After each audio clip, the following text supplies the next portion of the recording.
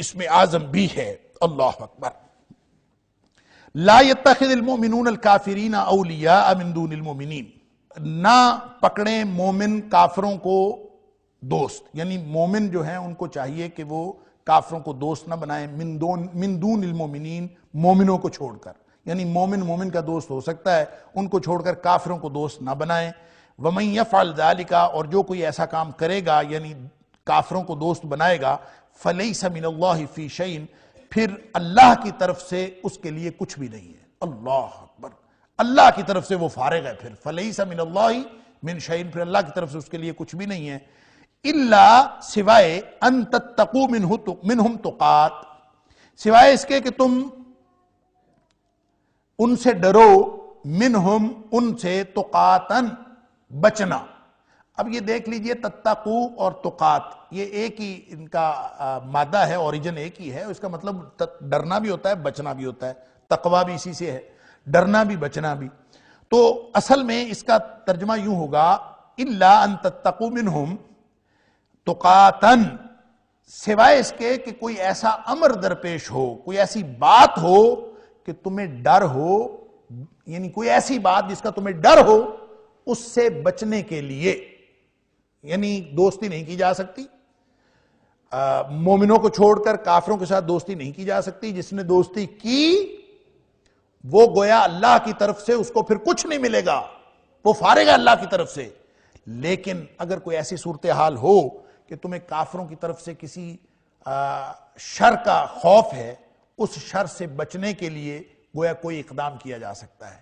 یہ جو لفظ تقاتن ہے نا، اسی سے پھر ایک اصطلاح ایجاد ہوئی تقیہ۔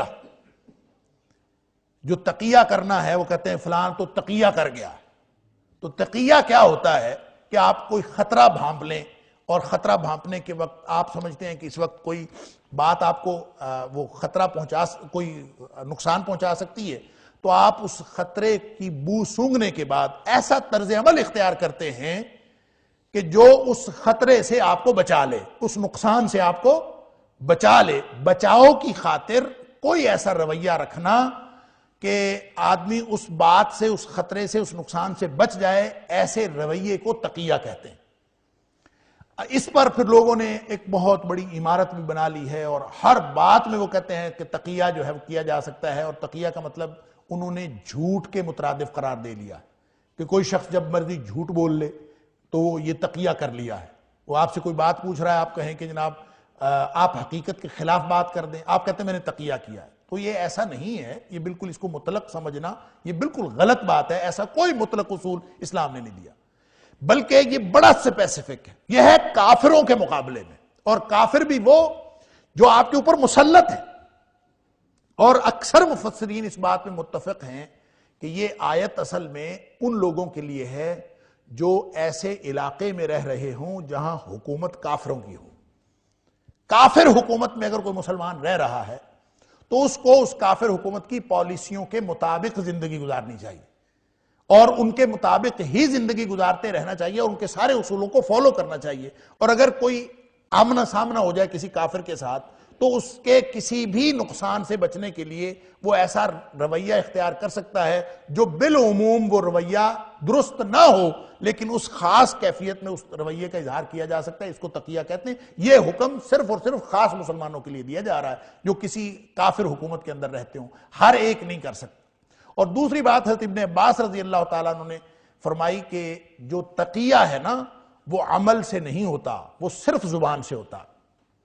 یعنی اگر کوئی شخص کہے کہ میں کوئی عمل روا رکھوں، اپنی زندگی میں کوئی ایسا عمل داخل کر لوں، ایسا کوئی معمول بنا لوں تقیہ کے طور پر، تو یہ غلط ہوگا۔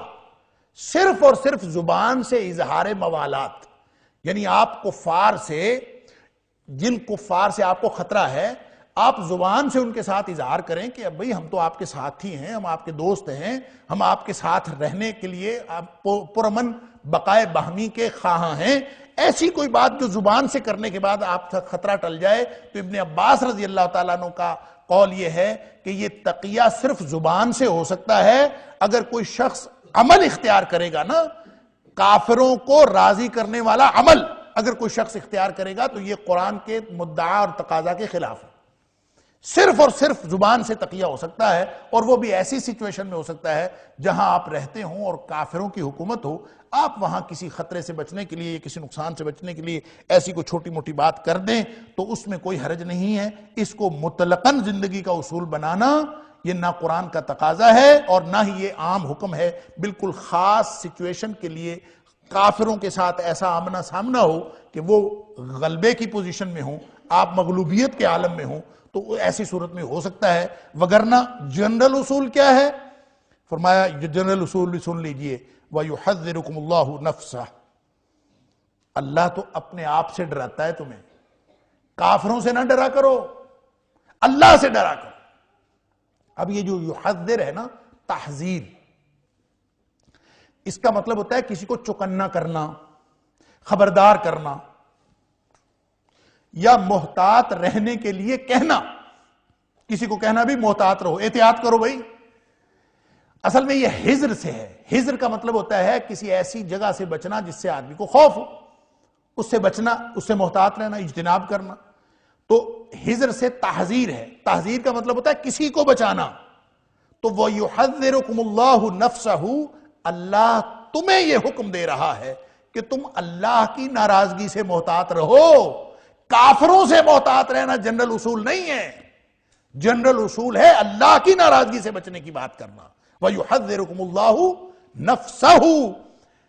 یہ ایک اسپیسیفک سچویشن کا حکم تھا، وگرنہ جنرل حکم یہ ہے کہ تم ہمیشہ اللہ کی ناراضگی سے بچنے کے لیے کوشش کرتے رہو. اللہ تعالیٰ اس کے لیے تمہیں چوکنا کرتا ہے، خبردار کرتا ہے. وَإِلَى اللَّهِ الْمَصِيرُ، کیونکہ تم نے لوٹ کر اللہ کی طرف جانا ہے. وَإِلَى اللَّهِ الْمَصِيرُ، لوٹنا تمہارا اللہ ہی کی طرف ہے. اے حبیب صلی اللہ علیہ وسلم، ان تخفوا ما فی صدورکم.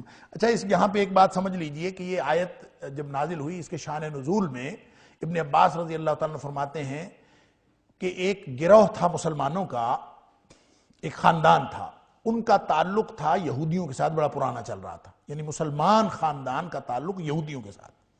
یہودی جو تھے وہ اس مسلمان خاندان کے ساتھ بہت ہی گہرا تعلق رکھتے تھے، اور جیسے جیسے وہ اپنے اسلام میں پختہ ہوتے جا رہے تھے، یہودی ان کے ساتھ اپنا تعلق بڑھاتے چلے جا رہے تھے. اور وہ لوگوں سے کہا کرتے تھے یہودی کہ ہم، اور یہ امید رکھتے تھے کہ ہم بالآخر ان لوگوں کو اسلام سے برگشتہ کر لیں گے، ان کو ہم اسلام سے مرتد کر لیں گے، اور ان کو ہم پھر واپس یہودی بنا لیں گے یا مشرک بنا لیں گے. اس کوشش میں لگے رہتے تھے کہ ہم ان کو اسلام سے ہٹا لیں گے، اور امید بھی رکھتے تھے. حضرت ابن عباس رضی اللہ تعالیٰ عنہ فرماتے ہیں یہ ان کے بارے میں آیت نازل ہوئی.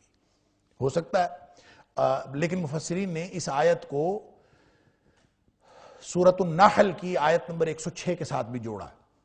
اللہ اکبر، جس کے اندر یہ ہے کہ کوئی شخص وہ آیت جو ہے آیت نمبر 106 وہ نازل ہوئی ہے حضرت عمار بن یاسر رضی اللہ تعالیٰ عنہ کے بارے میں. عمار بن یاسر رضی اللہ تعالیٰ عنہ ایک کمزور خاندان سے تعلق رکھنے والے بڑے جلیل القدر صحابی لیکن نو عمر صحابی تھے. کہتے ہیں کسی جگہ پکڑے گئے تھے اور کفار نے ان سے ایسی ایسی باتیں کہلوا لی تھیں کہ جو ناروا باتیں تھیں، درست بات نہیں تھی، اور ان سے کہلوا لی تھیں. اور جب وہ کافروں کے چنگل سے آزاد ہو کے واپس آئے نبی اکرم صلی اللہ علیہ وسلم کے پاس، تو نبی پاک صلی اللہ علیہ وسلم نے اور آ کے انہوں نے بات بتائی کہ اللہ کے رسول صلی اللہ علیہ وسلم مجھے تو انہوں نے ایسی ایسی باتیں مجھ سے کہلوا لی ہیں. اس پر یہ سورہ نحل کی آیت نمبر 106 نازل ہوئی کہ وَمَنْ كَفَرَ بِاللَّهِ مِنْ بَعْدِ إِيمَانِهِ، جو شخص ایمان لانے کے بعد کافر ہو جائے یا کفریہ باتیں کرے، إِلَّا مَنْ أُكْرِهَ، سوائے اس شخص کے جو مجبور کر دیا جائے. دیکھیں یہ وضاحت کر رہی ہے، یہ تقیہ کی وضاحت ہو رہی ہے، اس آیت کی وضاحت ہو رہی ہے. القرآن یفسر بعضہ بعضا، اس آیت کی وضاحت ہو رہی ہے سورۃ النحل کی آیت نمبر 106 سے. من کافر باللہ، تقیہ کون کر سکتا ہے؟ کوئی نہیں کر سکتا. الا من اکرہ، سوائے اس کے کہ جو مجبور ہو جائے. وقلبہ مطمئن بالایمان، اور اس کا دل جو ہے وہ ایمان پر مطمئن ہو، ٹھکا ہوا ہو، قطعاً اس کو کوئی تردد نہ ہو ایمان کے بارے میں. جس کی کیفیت یہ ہو اس کے لیے اللہ تعالیٰ نے استثناء رکھا ہے. وگرنہ جس کا دل آگے فرمایا من یشرح ولکن من شرح بالکفر صدرا، جس کا سینہ کفر کے لیے کھل گیا اور جو کھلے دل سے کفر کو تسلیم کر لیتا ہے، فرمایا پھر اس کے اوپر تو اللہ کا عذاب آتا ہے، فعلیہ غضب من اللہ وَلَهُمْ عَذَابٌ عَلِيمٌ، اس کے اوپر پھر اللہ کا غضب نازل ہوتا ہے اور اس کے لیے دردناک عذاب ہے۔ گویا تشریح ہو گئی اس تقیہ کی کہ اِلَّا أَن تَتَّقُوا مِنْهُمْ تُقَاتٍ اور اِلَّا مَنْ أُكْرِهَ قَلْبُهُ، یہ دونوں باتیں ایک دوسرے کی وضاحت کرتی ہیں۔ تو وہ جو میں عرض کر رہا تھا کہ یہ جنرلائزڈ پرنسپل نہیں ہے، ایک عام اصول نہیں ہے کہ کوئی شخص جب مرضی تقیہ کر لے، بلکہ یہ صرف اور صرف ایک خاص کیفیت ہے کہ آدمی کفر کے غلبے میں ایسی کیفیت میں ہو یا کسی ایسے ملک میں ہو جہاں کافروں کی حکومت ہو، مسلمان وہاں پہ اقلیت میں ہوں، ان کو بہت ساری پالیسیاں انہی کی ماننی پڑیں گی اور مان لینی چاہیے، اسلام اس کی اجازت دے رہا ہے، اور اس کے لیے کوئی جنرل اصول نہیں بنایا جا سکتا کہ ہر سچویشن میں آپ نکلنے کے لیے جھوٹ کا سہارا لے لو یا کوئی بات کر لو، اور اگر کوئی بات کرنی بھی پڑے، اظہار موالات کافروں کے ساتھ کرنا بھی پڑے، تو وہ ابن عباس رضی اللہ تعالیٰ عنہ کی ہوئی تشریح کے مطابق وہ جو اظہار موالات ہوگا وہ صرف اور صرف زبانی ہوگا، یعنی اپنے عمل کو آپ خراب نہیں کریں گے، اس لیے کہ اعمال کا ہی تو امتحان ہو رہا ہے، اور اگر انسان نے اپنے اعمال ہی خراب کر لیے تو عملی طور پر کسی کے ساتھ کوئی تعلق رکھنا یہ تو ویسے ہی اس اصول کے خلاف ہے، صرف اور صرف لفظی طور پر، اور وہ بھی کسی خاص سچویشن کے اندر۔ قُلْ إِن تُخْفُوا مَا فِي صُدُورِكُمْ أَوْ تُبْدُوهُ، آپ فرما دیجئے کہ اگر تم چھپاؤ جو کچھ تمہارے دلوں میں ہے، سینوں میں ہے، او تبدوہ یا اس کو ظاہر کرو، یعلمہ اللہ، تو اللہ تعالیٰ اس کو جانتا ہے، وَيَعْلَمُ مَا فِي السَّمَاوَاتِ وَمَا فِي الْأَرْضِ، اور اللہ تعالیٰ ہر اس چیز کو جانتا ہے جو کچھ زمین میں ہے اور جو کچھ آسمان میں ہے، وَاللَّهُ عَلَى كُلِّ شَيْءٍ قَدِيرٌ، اور اللہ تعالیٰ ہر چیز پر ہر طرح کی قدرت رکھتا ہے۔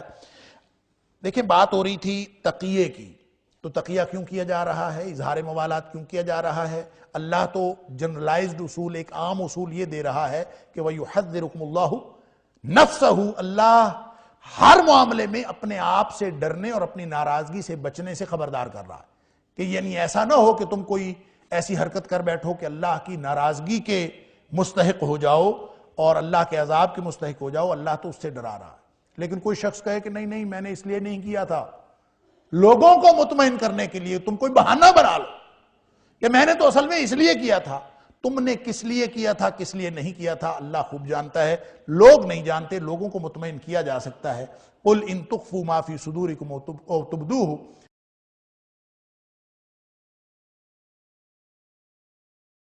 چاہے تم چھپاؤ جو کچھ تمہارے سینوں میں ہے، چاہے تم اس کو ظاہر کرو، یعلمہ اللہ، لوگ جانیں یا نہ جانیں اللہ سے جانتا ہے۔ وَيَعْلَمُ مَا فِي السَّمَاوَاتِ وَالْأَرْضِ وَمَا فِي الْأَرْضِ، اور زمین و آسمان کی ہر چیز کے بارے میں جانتا ہے اور وہ ہر چیز پر قدرت بھی رکھتا ہے۔ یوم تجد کل نفس ما عملت من خیر محضرا وما عملت من سوء، اللہ اکبر، اس دن کو یاد کرو، یوم، وہ دن، تجد کل نفس، جب ہر جان پا لے گی، ما عملت، جو بھی اس نے عمل کیا ہوگا، من خیر، چاہے وہ بھلائی کا ہو، محضرن، وہ سامنے آ جائے گا اس کے، حاضر، سامنے، اللہ اکبر، حاضر کیا ہوا، وما عملت من سوء، اور جو بھی کوئی اس نے برائی کی ہوگی وہ بھی اس کے سامنے ہوگی۔ اس دن کو یاد کرو۔ یہاں تقیے کے نام پر جھوٹ بول لینا، یہاں پہ اپنے اصول خود من گھڑت اصول بنا لینا، یہاں پہ لوگوں کو اپنی بدنیتی چھپا کے اپنے عمل کا کوئی نہ کوئی خوشنما تشریح اور تعبیر کر لینا، یہاں سارا کچھ ممکن ہے، لیکن اللہ کے ہاں جب جائیں گے تو وہاں پہ کچھ بھی ممکن نہیں ہوگا۔ اللہ دلوں کے حال جانتا ہے، ہر چیز سامنے ہوگی۔ یوم تبلی السرائر، اس دن سارے کے سارے بھید اور راز وہ باہر آ جائیں، وہ کھل جائیں، ہر چیز سامنے آ جائے۔ وہاں یہ دنیا میں ہم نے لبادے اوڑے ہوئے ہیں، دنیا میں ہم نے اپنے آپ کو چھپایا ہوا ہے، یہ سب لبادے ختم ہو جائیں گے، ہر چیز سامنے آ جائے گی۔ فرمایا ہر جان اپنا کیا وہ اپنے سامنے پائے گی، چاہے وہ نیکی تھی چاہے وہ کوئی برائی تھی۔ تود لو ان بینہا وبینہ امدا بعیدا، اللہ اکبر، جس نے برائی کی ہوگی نا، تود، وہ چاہے گا، وہ جان چاہے گی، لو ان بینہا وبینہ امدا بعیدا، کاش اس کے اور اس کی اس برائی کے درمیان بہت لمبا فاصلہ پیدا ہو جائے، وہ دور ہو جائے، اس سے کوئی دور کا فاصلہ پیدا ہو جائے کہ وہ قطعاً اس کو کوئی اس کی پریشانی نہ ہو۔ اللہ اکبر، نہایت دور کا فاصلہ پیدا ہو جائے، وہ یہ چاہے گا، لیکن وہ کیسے ہو سکتا ہے؟ ظاہر ہے وہ برائی تو اس کے ساتھ لگی۔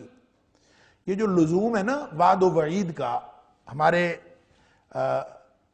جو مسلم فکر کا ارتقاء ہوا ہے، اور مسلم فکر کے اندر جو ہماری کتاب و سنت کی تشریحات میں فلسفے کا عمل دخل ہوا ہے، تو اس نے مسلمانوں کو جو مختلف شبہات میں ڈالا ہے، اس میں ایک شبہ وعد و وعید کے بارے میں بھی ہے کہ اللہ نے بہت سارے جو کام ہیں ان کے بارے میں بہت ساری نیکیاں ہیں جن کے بارے میں اللہ تعالیٰ نے انعامات کے وعدے کیے ہیں، بہت ساری برائیاں ہیں جن کے اوپر اللہ تعالیٰ نے وعید سنائی، لہذا وعدہ اور وعید وہ تو پورا ہو کے رہے گا۔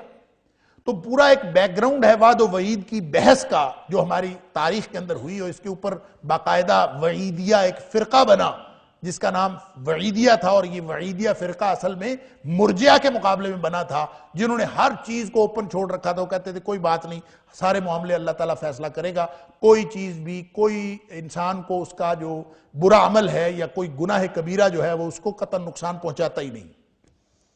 اس کے مقابلے میں وعیدیہ نے کہا کہ نہیں، اللہ نے جو وعدے کیے ہیں انعامات کے وہ بھی پورے ہو کر رہیں گے، جو وعیدیں سنائی ہیں وہ بھی پورے ہو کر رہیں گے۔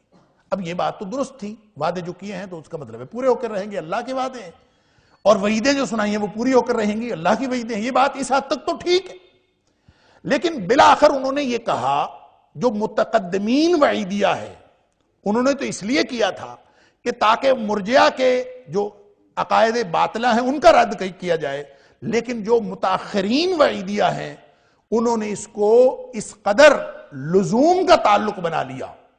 انہوں نے کہا کہ جو وعدے اور اس نیک عمل کے درمیان، نیک عمل اور اس کی جزا کے درمیان لزوم کا تعلق ہے، اور اسی طرح جو برا عمل ہے اس کی سزا کے درمیان لزوم کا تعلق ہے۔ کیا مطلب؟ کہ اگر کسی شخص سے وہ برائی سرزد ہو گئی تو اس کو وہ جو اس کے لیے سزا مقرر کی ہے، چاہے نبی پاک صلی اللہ علیہ وسلم نے بتائی ہو یا قرآن نے سنائی ہو، وہ جو بھی سزا مقرر کی گئی ہے، وہ سزا اور اس عمل کا ارتکاب ان کا آپس میں لزوم کا تعلق ہے۔ کیا مطلب؟ وہ مل کر رہے گی۔ اب یہ ہو ہی نہیں سکتا کہ کسی نے عمل کوئی برا کیا ہو اور اس کی سزا اس کو نہ ملے، یہ اس کے اگینسٹ ہونا ناممکن ہے، وہ لازماً اس کو سزا ملے گی۔ اور اسی طرح کسی نے اگر کوئی نیکی کی ہے تو اس کو لازماً اس کی جزا ملے گی۔ سوال ہی پیدا نہیں، درمیان میں کوئی انقطاع آ سکتا ہی نہیں، کیونکہ آپس میں جڑے ہوئے ہیں لزوم کے تعلق کے ساتھ۔ اب دیکھیں، اگر یہ تعلق، یہ بات میں نے عرض کیا کہ اصل میں جب فلسفہ مسلمانوں کے اندر آیا ہے اور مسلمانوں نے عقلی اصولوں کے مطابق کتاب و سنت کو سمجھنے کی کوشش کی ہے تو یہ بحثیں اٹھی ہیں، وگرنہ تو یہ بحث ہی نہیں تھی۔ اس بحث نے اب یہ بظاہر تو لگتا ہے کہ ہاں لزوم کا تعلق ہو جائے، ظاہر ہے وَمَن يَعْمَلْ مِثْقَالَ ذَرَّةٍ شَرًّا يَرَهُ وَمَن يَعْمَلْ مِثْقَالَ ذَرَّةٍ خَيْرًا يَرَهُ وَمَن يَعْمَلْ مِثْقَالَ ذَرَّةٍ شَرًّا يَرَهُ۔ تو اس سے یہی لگتا ہے کہ نیکی بھی پائے گا، برائی بھی پائے گا، تو لزوم کا تعلق ہوگا۔ یہاں بھی کہا جا رہا ہے کہ وہ چاہے گا دور ہو جائے، ہو نہیں سکتی، وہ تو پائے گا وہاں۔ یوم تجد کل نفس ما عملت من خیر محضرن، اللہ اکبر، چاہے اس نے برائی کی ہے چاہے اس نے نیکی کی ہے وہ سامنے پائے گا۔ یہاں سے لگتا ہے کہ لزوم کا تعلق ہے۔ فرق یہ ہے کہ جب ہم اس کو لزوم کا تعلق قرار دے دیتے ہیں تو اس سے جس تصور پر ٹھوکر لگتی ہے وہ توبہ کا تصور ہے۔ اس کا مطلب یہ ہوا کہ جس سے برائی سرزد ہو گئی اب تو لزوم کا تعلق ہے، اس کو وہ گناہ کی سزا ملے گی، توبہ تو کر ہی نہیں سکتا۔ اسی طرح اگر کسی نے نیکی کر لی ہے تو اگر اس کی جزا کے ساتھ تعلق ہو لزوم کا تو حبط اعمال کا جو قرآنی تصور ہے، اعمال کے ضائع ہونے کا جو قرآنی تصور ہے جس پہ ابھی بات ہو رہی تھی، پھر وہ ختم ہو جاتا ہے۔ پھر اس کا مطلب یہ ہے کہ جس نے نماز پڑھ لی وہ جنتی ہو گیا، بات ختم ہو گئی۔ نبی کریم صلی اللہ علیہ وسلم نے فرمایا کہ جو شخص 2 رکعت نماز ایسی پڑھ لے کہ جس کے اندر لا یسہو فیہما، کہ ان 2 رکعتوں کے درمیان اس کو کوئی اور خیال نہ آیا ہو، پوری کنسنٹریشن اللہ کی طرف ہو، 2 رکعت نماز، فرمایا اس کے اوپر جنت واجب ہو جاتی۔ ہم ساری زندگی نمازیں پڑھ رہے ہیں پھر بھی ڈرتے۔ اللہ تعالیٰ قرآن میں فرماتا ہے مومن نیکیاں کرتے ہوئے اللہ سے ڈرتے ہیں. سورہ مومنون کے اندر فرمایا. یہ ساری کیوں ڈرتے ہیں؟ اسی لیے کہ وہ جو عمل کیا ہے اس عمل کی قبولیت کا انحصار اللہ کی رضا پر ہے. اس کی قبولیت کا انحصار ان شرائط کے اوپر ہے جو اس کی قبولیت کے لیے ہیں، وگرنہ جزا اور سزا، جزا کا اور عمل کا کوئی لزوم کا تعلق نہیں ہے. تو اگر یہ ہو جائے تو دین کے بنیادی تصورات کے اوپر ضرب پڑتی ہے. تو یہاں سے یہ تصور نہیں لیا جا سکتا کہ وہ جو برائی کر بیٹھا ہے انسان وہ معاف ہو ہی نہیں سکتی، بس اس کے ساتھ چمٹ گئی ہے اور وہ انسان خواہش کرے گا کہ اس کے درمیان دور کا فاصلہ ہو جائے اور وہ اس سے ہٹے گی نہیں. یہ نہیں ہے تصور. یہ تصور یہ ہے کہ اگر کوئی شخص برائی کر بیٹھا ہے تو موت تک، جب تک وہ دارالامتحان میں ہے، یہ دنیا امتحان گاہ ہے، جب تک وہ امتحان میں ہے وہ پرچے کے اندر تبدیلی کر سکتا ہے. وہ جو کٹنگ کے، وہ کہتے ہیں کہ کٹنگ کی اجازت نہیں ہے نا، پرچہ ہوتا ہے، وہ کہتے ہیں کٹنگ کی اجازت نہیں ہے، اوور رائٹنگ کی بھی اجازت نہیں. یہاں قانون یہ ہے کہ التائب من الذنب کمن لا ذنب لہ.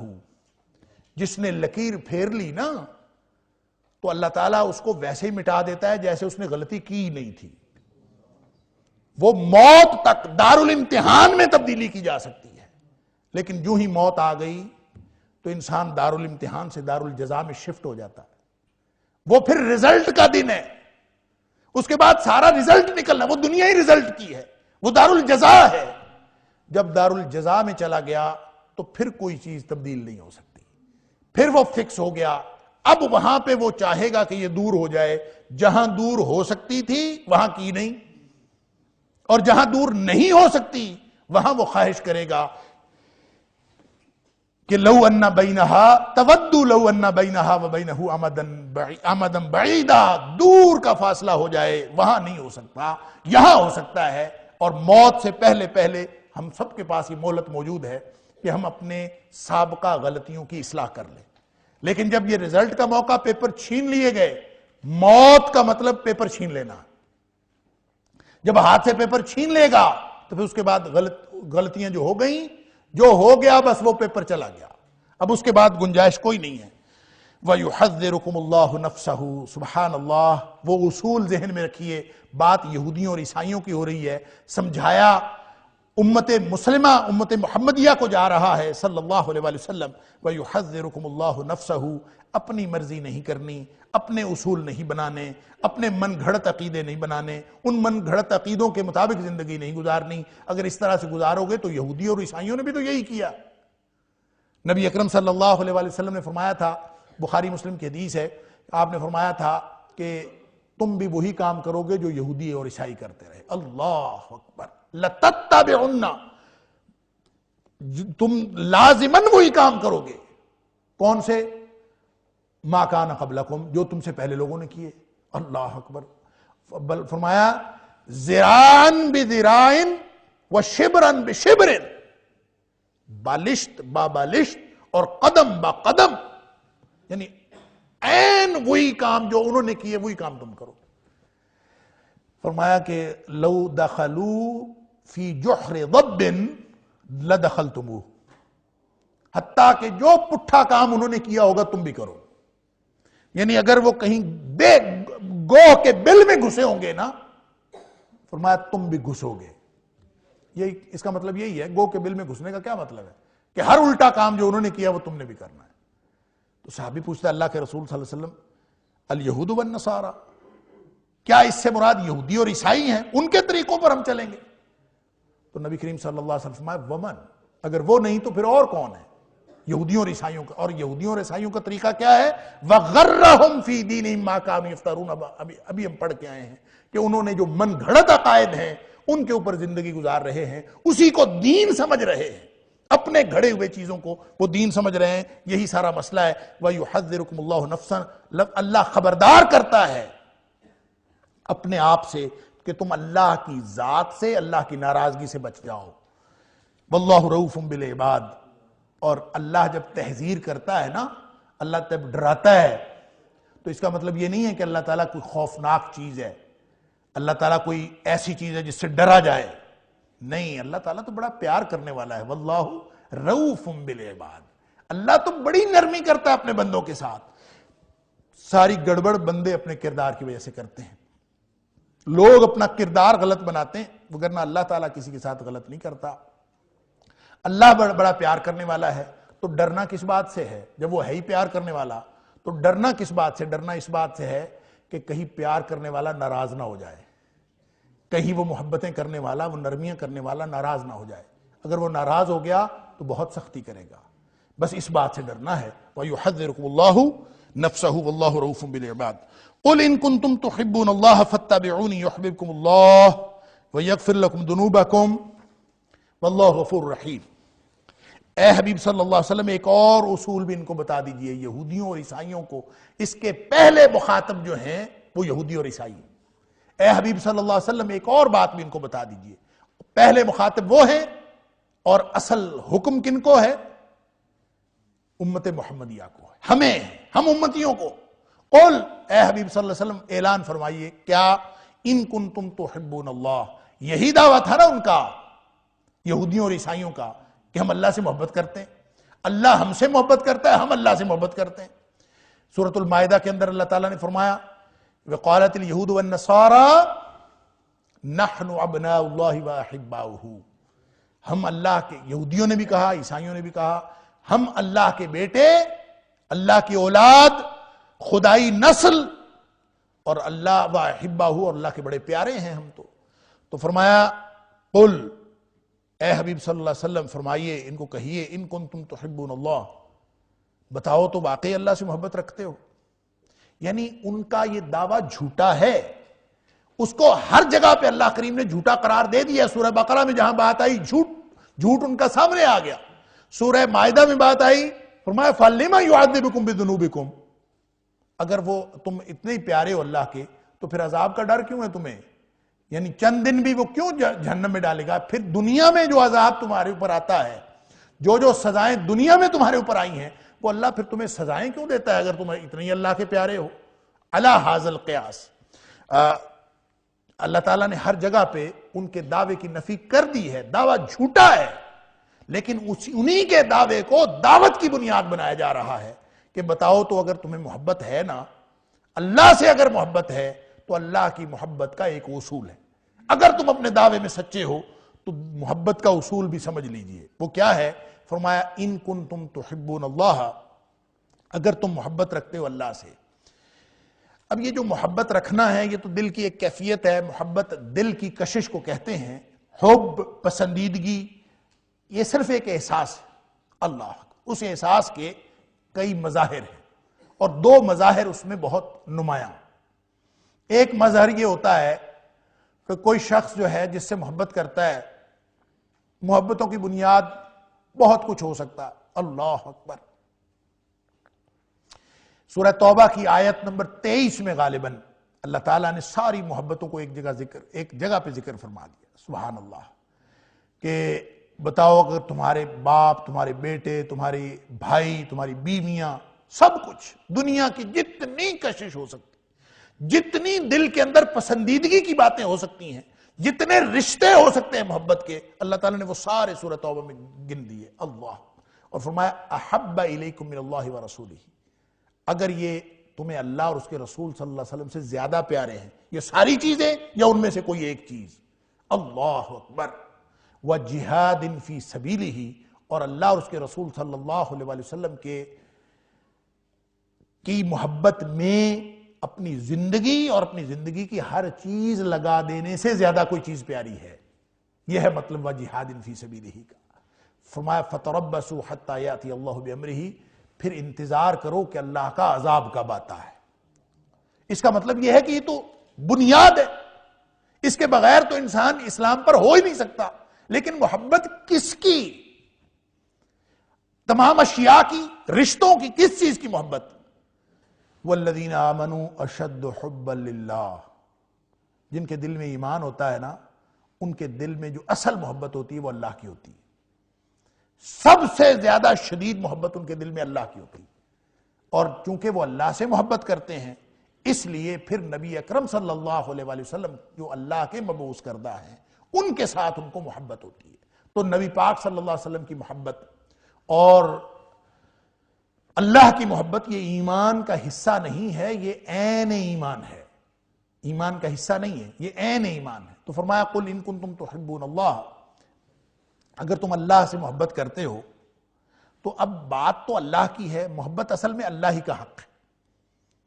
اب مخلوق میں جو تمہاری اپنی ذاتی ضروریات کی وجہ سے محبتوں کے رشتے قائم ہوتے ہیں ان کی کوئی حقیقت نہیں، اسی پر آ جاؤ اللہ کے ساتھ محبت۔ تو فرمایا اللہ کے ساتھ محبت کا معیار پتہ کیا ہے؟ فاتبعونی، محبت اللہ سے ہے اور اتباع میری محمد کریم صلی اللہ علیہ وسلم کی کرو۔ اگر محبت میں سچے ہو، اللہ کی بات کرتے ہو، تو پھر بھی تمہیں اتباع نبی اکرم صلی اللہ علیہ وسلم کی کرنی پڑے گی۔ اب سمجھ میں بات یہ آئی کہ اگر کسی کا دعویٰ جیسے یہودیوں کا تھا کہ نحن ابناء اللہ و احباؤہ، جیسے عیسائیوں کا دعویٰ تھا، اگر یہ دعویٰ ہو بھی کہ ہم اللہ سے محبت رکھتے ہیں تو بھی نبی کریم صلی اللہ علیہ وسلم کی ذات کو اس سے خارج نہیں کیا جا سکتا۔ فرمایا فاتبعونی، تو بھی طریقہ ایک ہی ہے کہ نبی کریم صلی اللہ علیہ وسلم کے ساتھ جڑنا پڑے گا۔ جو نبی کریم صلی اللہ علیہ وسلم کے ساتھ جڑے گا اسی کی محبت ثابت ہوگی، اور پھر اس کو جو نبی کریم صلی اللہ علیہ وسلم کی اتباع کرے گا، فاتبعونی یہاں کہا گیا اتباع، میری اتباع کرو۔ میں ابھی عرض کرتا ہوں کہ محبت کے مظاہر اور اتباع میں کیا فرق ہے۔ اور فرمایا یحببکم اللہ، جب تم نبی کریم صلی اللہ علیہ وسلم کے ساتھ جڑو گے، محبت اللہ سے ہے، جڑو نبی کریم صلی اللہ علیہ وسلم کے ساتھ، نتیجہ کیا نکلے گا؟ یحببکم اللہ۔ پہلے محبت نیچے سے اوپر کو جا رہی تھی، نبی کریم صلی اللہ علیہ وسلم کے ساتھ جڑنے کا نتیجہ یہ ہوگا یحببکم اللہ، محبتیں آسمانوں سے اتریں گی، اللہ کے تم محبوب بن جاؤ گے۔ اب سوال یہ پیدا ہوتا ہے کہ محبت اور اتباع کا کیا تعلق ہے؟ سمجھ لیجئے، میں نے عرض کیا دو مظاہر بڑے ہیں جس سے انسان کو پیار ہوتا ہے، جس سے محبت ہوتی ہے، جس سے انسان کشش محسوس کرتا ہے۔ ایک تو انسان اس کے حکم کا منتظر رہتا ہے، اس کا دل کرتا ہے کہ کوئی بات وہ مجھے کہہ دینا کبھی تو میں اس کو پورا کر کے محبت کا ثبوت پیش کروں۔ جب وہ نہیں کہتا تو محب جو ہے وہ ہمیشہ اپنے محبوب کے اشارہ ابرو کا منتظر رہتا کہ کہیں وہ کوئی بات مجھے اشارے کنائے میں بھی کہہ دے تو اس کی خدمت کر کے، اس کے حکم کی تعمیل کر کے، اس کی بات مان کے میں ثبوت پیش کروں کہ میں تم سے محبت کرتا ہوں۔ اللہ اکبر۔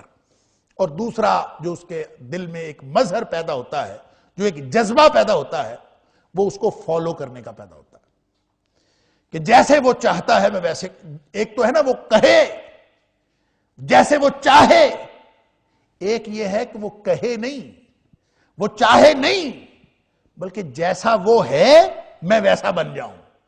محبت کا ایک مظہر یہ بھی ہے کہ آدمی کو اس کا چلنا پھرنا اٹھنا بیٹھنا شکل حلیہ سب اس کا اتنا پسند ہوتا ہے کہ آدمی ویسا بننے کی کوشش کرتا ہے، کیونکہ آدمی کو اس کے علاوہ کچھ نظر ہی نہیں آتا۔ وہ شاعر کہتا ہے تم جس رنگ کا کپڑا پہنو وہ موسم کا رنگ، آدمی کو ہر چیز وہی نظر آتی۔ تو جس کے ساتھ محبت ہوتی ہے آدمی ویسا بننے کی کوشش کرتا ہے، اس کو فالو کرتا ہے جو کچھ بھی ہو۔ اللہ اکبر۔ ہمارے گاؤں میں ایک لڑکا اور لڑکی محبت کرتے تھے، بڑا چرچا ہوا اس کا۔ تو لڑکی کو چھری لگ گئی کہیں سبزی بناتے ہوئے، اور لڑکے نے بھی اپنی انگلی کاٹ لی۔ اور یہ اصل میں یہ مثال ہے کہ انسان جس کے بارے میں سمجھتا ہے نا کہ میرے دل میں محبت ہے، اس طرح کا بننے کی کوشش کرتا ہے ثبوت پیش کرنے کے لیے۔ وہ اصل میں ثبوت پیش کرتا ہے کہ میری اس سے محبت ہے۔ یہ جو دو جذبے ہیں نا، ایک ویسا بن جانے کا جذبہ، ایک اس کے تعمیل حکم کا جذبہ، شریعت یہ کہتی ہے کہ اگر تمہیں محبت ہے، ایک تو ساری محبتیں جھوٹی ہیں اللہ اور اس کے رسول صلی اللہ علیہ وسلم کی محبت کے مقابلے میں نے حوالہ دیا سورہ توبہ کی آیت نمبر 23 کا، اور دوسری بات یہ ہے کہ اس کے جو دونوں مظاہر ہیں، ایک مظہر تعمیل حکم کا جذبہ، ایک مظہر فالو کرنے کا جذبہ، یہ ان دونوں مظاہر کو شریعت کی اصطلاح میں تعمیل حکم کو اطاعت کہتے ہیں اور فالو کرنے کو، ویسا بن جانے کو اتباع کہتے ہیں۔ یہ دو ہوں گے تو محبتوں کا اظہار ہوگا، اگر یہ دونوں باتیں نہیں ہوں گی تو محبت کا اظہار، محبت کا ثبوت ہی کوئی نہیں۔ دعوی محبت جھوٹا، جس میں اطاعت اور اتباع نہیں ہے اس کا دعوی محبت جھوٹا۔ اسی طرح اللہ کریم یہودیوں کو اور عیسائیوں کو ان کے دعوی باطل کا بطلان ثابت فرما رہے ہیں کہ اگر تم اپنے دعوی محبت میں سچے ہوتے تو تمہیں اتباع کرنی پڑتی، اتباع کرنی پڑے گی نبی اکرم صلی اللہ علیہ وسلم کی۔ اب محبت تو اللہ کی ہے، اتباع نبی کریم صلی اللہ علیہ وسلم کی ہے، یہ بھی سمجھ لیجئے۔ اگر محبت اللہ کی ہے تو پھر دونوں مظاہر اللہ کے ساتھ ہونے چاہیے نا، اطاعت بھی اللہ کی اور اتباع بھی اللہ کی ہونی چاہیے۔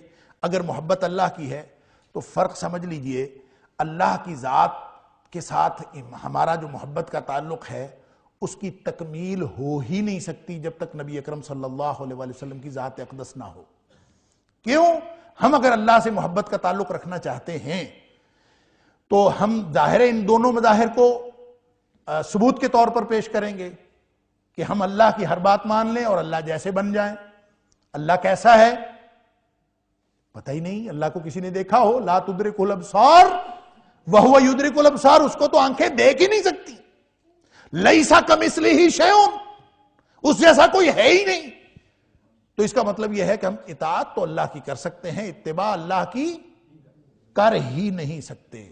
لہذا محبت کا آدھا اظہار ہو سکتا ہے، آدھا تو اظہار ہو ہی نہیں سکتا۔ اگر کوئی شخص اللہ کے ساتھ محبت کا اظہار کرنا چاہے تو وہ اپنی ساری صلاحیتیں بھی لگا دے اللہ کے حکم کی تعمیل میں تو وہ میکسیمم 50% کر سکتا ہے، اس سے زیادہ نہیں کر سکتا۔ یہ ہے وہ احسان اللہ کا، لقد من اللہ علی المؤمنین اذ بعث فیہم رسولا من انفسہم۔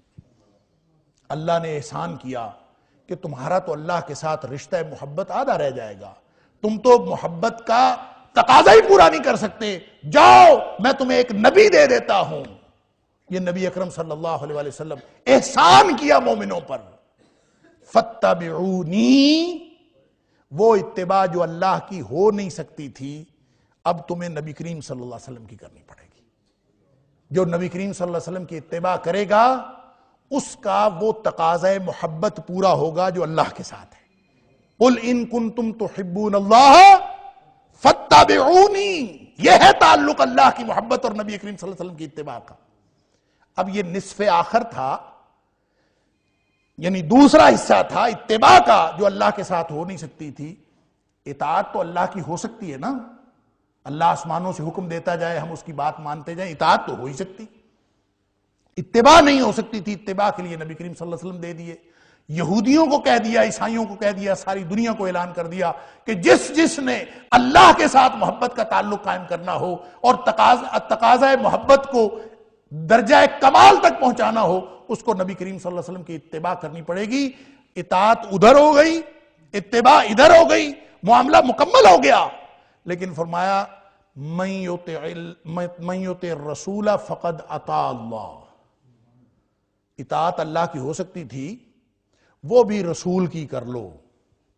من یطع الرسول فقد اطاع اللہ، جو رسول صلی اللہ علیہ وسلم کی اطاعت کر لے گا وہ ایسے ہی ہے جیسے اس نے اللہ کی اطاعت کر لی۔ اب گویا تقاضۂ محبت الہ وہ پورا ہوگا نبی اکرم صلی اللہ علیہ وسلم کی اطاعت اور اتباع کے ساتھ۔ جو شخص نبی کریم صلی اللہ علیہ وسلم کی اطاعت اور اتباع کے ساتھ جڑے گا، یہ بنیادی شرط ہے اللہ کے ساتھ محبتوں کے دعوے کو سچ ثابت کرنے کے لیے، وگرنہ دعویٰ جھوٹا ہے، جیسے یہودیوں نے دعویٰ کیا، جیسے عیسائیوں نے دعویٰ کیا، جیسے میں آپ دعویٰ کریں اگر ہمارے اندر نبی اکرم صلی اللہ علیہ وسلم کا ہر حکم مان لینے کی اور نبی پاک صلی اللہ علیہ وسلم کی ہر بات کو فالو کرنے کی اگر تڑپ پیدا نہیں ہوئی، اگر یہ جذبہ پیدا نہیں ہوا تو اس کا مطلب ہے ہمارا دعویٰ محبت جھوٹا ہے۔ چاہے ہم اللہ کے ساتھ محبت کا دعویٰ کریں، چاہے ہم نبی کریم صلی اللہ علیہ وسلم کے ساتھ محبت کا دعویٰ کریں، ہمارا دعویٰ محبت جھوٹا ہوگا۔ اور یہ قانون بتایا جا رہا ہے کہ قل ان کنتم تحبون اللہ فاتبعوا، ایک ہی راستہ ہے کہ میری محمد کریم صلی اللہ علیہ وسلم کی اتباع کرو، فالو کرو، یحببکم اللہ، حق اسی کا ادا ہوگا. نبی کریم صلی اللہ علیہ وسلم کے ساتھ تعلق یہ مخلوق کا حق نہیں ہے، یہ خالق کا حق ہے. لیکن مخلوق میں سے مصطفیٰ اور مجتبی عطا فرما دیے ہیں، مبعوث فرما دیے ہیں، اور یہ احسان کیا ہے کہ تم ان کو فالو کرو گے. اللہ کا حق اطاعت بھی ادا ہوگا، اللہ کا حق محبت بھی ادا ہوگا، اللہ کا حق بندگی بھی ادا ہوگا. اللہ کے حقوق ادا ہونے کا ذریعہ نبی اکرم صلی اللہ علیہ وسلم کی اطاعت اور اتباع. فرمایا پھر وہ تمہیں یحببکم اللہ، جب تم ایسا کام کرو گے تو اللہ تم سے محبت کرنا شروع کر دے گا. ویغفر لکم ذنوبکم، تمہارے گزشتہ زندگی کے گناہ بھی معاف کر دے گا. واللہ غفور الرحیم، وہ ہے ہی بہت بخشنے والا اور بہت ہمیشہ رحم کرنے والا. غفور کا مطلب بہت بخشنے والا، رحیم کا مطلب ہمیشہ رحم کرنے والا. اللہ تعالی ہم سب کو سچی محبت عطا فرمائے، نبی اکرم صلی اللہ علیہ وآلہ وسلم کی اطاعت اور اتباع کی توفیق عطا فرمائے. اللہ تعالیٰ قرآن سمجھنے اور عمل کرنے کی توفیق عطا فرمائے. وآخر دعوانا ان الحمدللہ رب العالمین.